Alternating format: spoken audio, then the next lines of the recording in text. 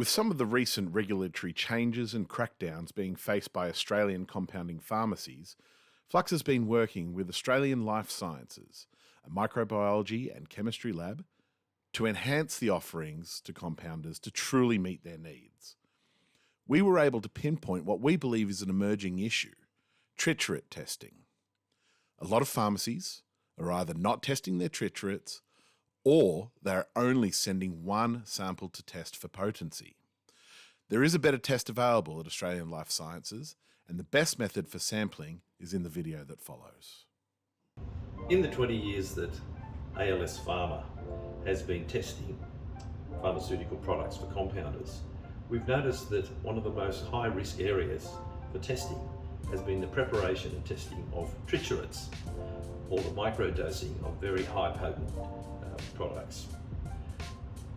After the pharmacies have prepared their triturates, to test the protocols and the methodology, there's a very specific sampling procedure that must be followed to give an accurate result for the entire triturate.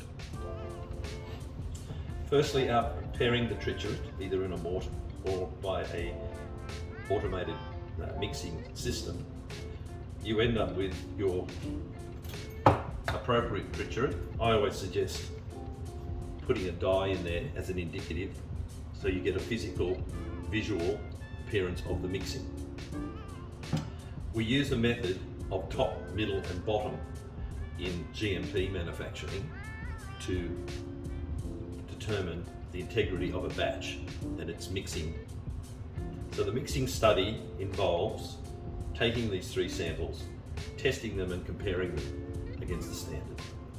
So it's a little bit more difficult with, say, a mortar with a couple of 100 grams of triturate, but the method that can be used and should be used is still top, middle and bottom as far as you can manage. So at first, we take a small sample on the side rim of the triturate. We apply that to our sample bottle.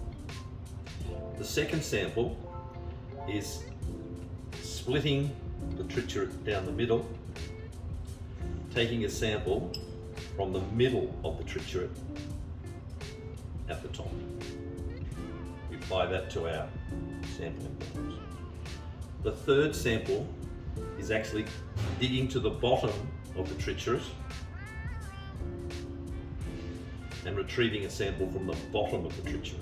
So we now have top around the edges, middle, which is in the middle of the triturate in the middle of the mortar, and the bottom is digging to the bottom and taking one off the bottom of the mortar.